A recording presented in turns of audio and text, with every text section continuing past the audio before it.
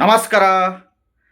ಈ ಎಸ್ಪೆಷಲಿ ಈ ಒಂದು ರಾಶಿಯವರು ಈ ಒಂದು 21 ಮುಖದ ಈ ವಸ್ತು ಆ, ಇಟ್ಕೊಂಡು ಹ್ಮ್, ಈ ಒಂದು ಮಂತ್ರನ ಅನ್ಲಿಮಿಟೆಡ್ ಪಠಣೆ ಮಾಡಿ ಖಂಡಿತವಾಗ್ಲೂ ಆ, ದುಡ್ಡಿನ ವಿಚಾರದಲ್ಲಿ, ಸಾಲಬಾಧೆ ವಿಚಾರದಲ್ಲಿ ಖಂಡಿತವಾಗ್ಲೂ ಈ ಒಂದು ಅನುಕೂಲಗಳು ಖಂಡಿತವಾಗ್ಲೂ ಆಗೇ ಆಗುತ್ತೆ.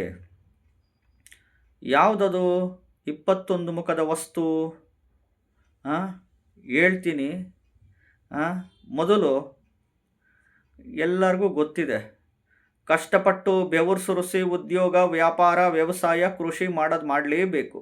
ಹೌದು ತಾನೇ? ಕಂಪಲ್ಸರಿ ಎಲ್ಲ ಮಾಡಲೇಬೇಕು. ಅವ್ರವ್ರದ್ದು ಒಂದು ಉದ್ಯೋಗ ಅಂತ ಇರುತ್ತೆ, ಒಂದು ವ್ಯಾಪಾರ ಅಂತ ಮಾಡ್ತಿರ್ತೀರ, ಇಲ್ಲ ಕೃಷಿ ವ್ಯವಸಾಯ ಅಂತ ರಿಲೇಟೆಡ್ಸ್ ಇರುತ್ತೆ, ಇಲ್ಲ ಚಲನಚಿತ್ರ ರಂಗದಲ್ಲೋ ಇಲ್ಲ ರಾಜಕೀಯದಲ್ಲೋ ಎಲ್ಲೋ ಇರ್ತೀರ ಅವರ ಇದು ಅಂತ. ಅವರವ್ರ ಒಂದು ಪ್ರೊಫೆಷನ್ಗಳಲ್ಲಿ ಅವರವ್ರ ಕೆಲಸ ಮಾಡಲೇಬೇಕು. ಬಟ್ ಈ ವಸ್ತು ಮಾತ್ರ ತುಂಬ ಪವರ್ಫುಲ್ಲು, ಈ ಮಂತ್ರನೂ ಪವರ್ಫುಲ್ಲು. ಅರ್ಥ ಆಯ್ತಾ? ಯಾವುದದು ವಸ್ತು ಅಂತ ಹೇಳ್ತೀನಿ.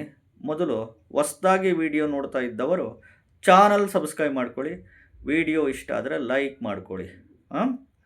ಈ ನೋಡಿ, ಯಾವುದಪ್ಪ ಅದು ವಸ್ತು ಅಂತಂದರೆ, ಅದಕ್ಕಿಂತ ಮುಂಚೆ ರಾಶಿಗಳು ಹೇಳ್ಬಿಡ್ತೇನೆ.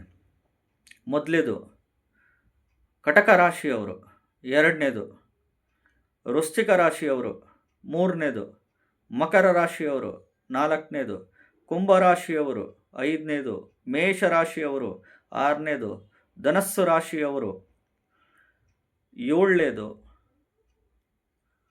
ಮಿಥುನ ರಾಶಿಯವರು, ಎಂಟನೇದು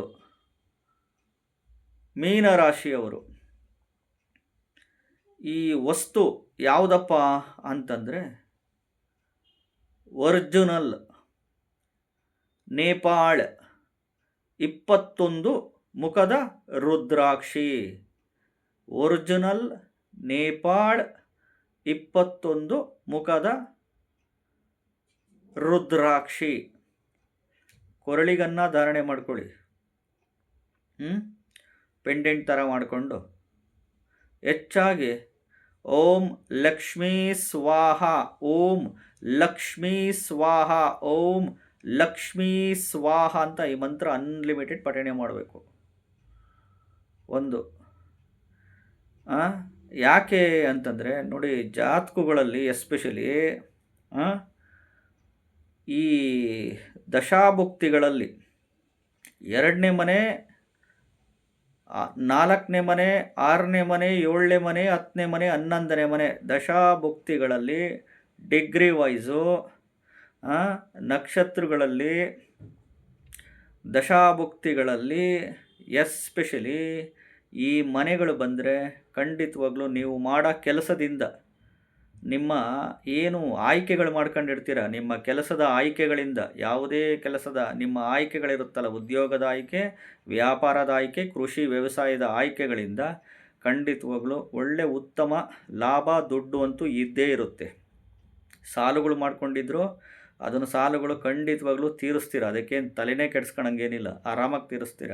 ಅದೇ ನಿಮ್ಮದೇನಾದರೂ ದಶಾಭುಕ್ತಿಗಳಲ್ಲಿ ದುಸ್ಥಾನಗಳು ಮನೆ ಅಂತೀವಿ, 3ನೇ ಮನೆ, 6ನೇ ಮನೆ, 8ನೇ ಮನೆ, 12ನೇ ಮನೆ, ಜೊತೆಗೆ 5ನೇ ಮನೆ, 3, 6, 8, 12 ಜೊತೆಗೆ 5ನೇ ಮನೆ, 1ನೇ ಮನೆ, ಇವೆಲ್ಲ ಬಂತು ಅಂದರೆ ಹಣಕಾಸಿನ ಸಮಸ್ಯೆ, ಸಾಲಬಾಧೆಗಳು, ಕೊಟ್ಟಿರೋ ಹಣ ವಾಪಸ್ ಬರಲ್ಲ, ನೀವು ಇಸ್ಕೊಂಡಿದ್ರೆ ಅವ್ರಿಗೆ ಕೊಡೋಕ್ಕಾಗಲ್ಲ.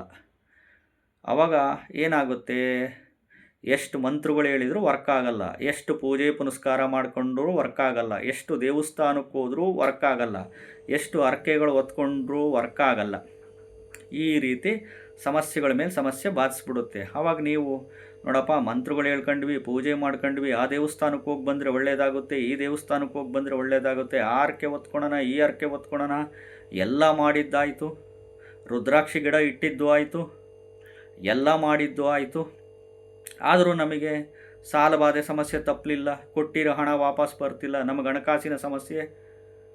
ಇದು ಪಾದಯಾತ್ರೆಗೆ ಹೋಗಿದ್ವಿ, ಉರುಳು ಸೇವೆ ಮಾಡಿದ್ವಿ, ದಾನ ಧರ್ಮಗಳು ಮಾಡಿದ್ವಿ, ಸಹಾಯ ಮಾಡಿದ್ವಿ, ಪ್ರಾಣಿ ಪಶು ಪಕ್ಷಿಗಳಿಗೆ ಆಹಾರಗಳು ಹಾಕಿದ್ವಿ, ಇಷ್ಟೆಲ್ಲ ಮಾಡಿದ್ವಿ, ಆದರೂ ನಮಗೇನು ದೇವರು ನಮಗೆ ಕೊಡಲಿಲ್ಲ, ಮಾಡಲಿಲ್ಲ ಅಂತ ಈ ರೀತಿ ಮನಸ್ಸಿನಲ್ಲಿ ಉದ್ಭವ ಆಗಿಬಿಡುತ್ತೆ.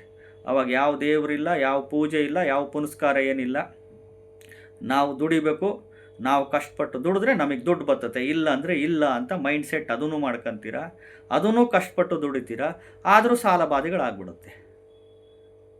ಆವಾಗ ಇದೇನು ಮರ್ಮ ಅಂತಲೇ ಗೊತ್ತಾಗಲ್ಲ. ಕೊನೆಗೆ ಎಲ್ಲ ನಮ್ಮ ಕರ್ಮ ಬಿಡು, ವಿಧಿ ಕರ್ಮ, ಏನು ಮಾಡೋಕ್ಕಾಗುತ್ತೆ, ನಮ್ಮ ಮಾಡೋ ಪ್ರಯತ್ನಗಳು ಮಾಡಿದ್ವಿ, ಕರ್ಮ ಏನು ಮಾಡೋಕ್ಕಾಗ್ತತೆ, ವಿಧಿ, ಅದ್ರ ಮುಂದೆ ನಾವೇನು ಮಾಡೋಕ್ಕಾಗಲ್ಲ ಅಂತ ಕೊನೆಗೆ ಮನುಷ್ಯ ಅವನಿಗವನೇ ಸುಮ್ಮನಾಗ್ಬಿಡ್ತಾನೆ.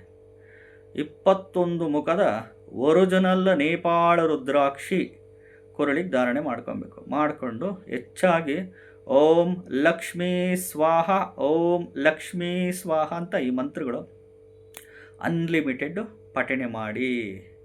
ಅರ್ಥ ಆಯ್ತಾ? ವಿಡಿಯೋ ಇಷ್ಟ ಆಗಿದ್ದರೆ ಚಾನಲ್ ಸಬ್ಸ್ಕ್ರೈಬ್ ಮಾಡ್ಕೊಳ್ಳಿ, ಲೈಕ್ ಮಾಡಿ, ಶೇರ್ ಮಾಡಿ. ನೋಡಿ, ಜ್ಯೋತಿಷ್ಯಗಳು ಆಗಿ ನಾವು ಮಾರ್ಗದರ್ಶನಗಳು ಮಾಡ್ತಿರ್ತೀವಿ ಅಷ್ಟೇ. ನಾವೇನು ಜ್ಯೋತಿಷ್ಯಗಳು ದೇವರಲ್ಲ, ಪವಾಡ ಮಾಡೋರಂತೂ ಖಂಡಿತವಾಗ್ಲೂ ಅಲ್ಲ.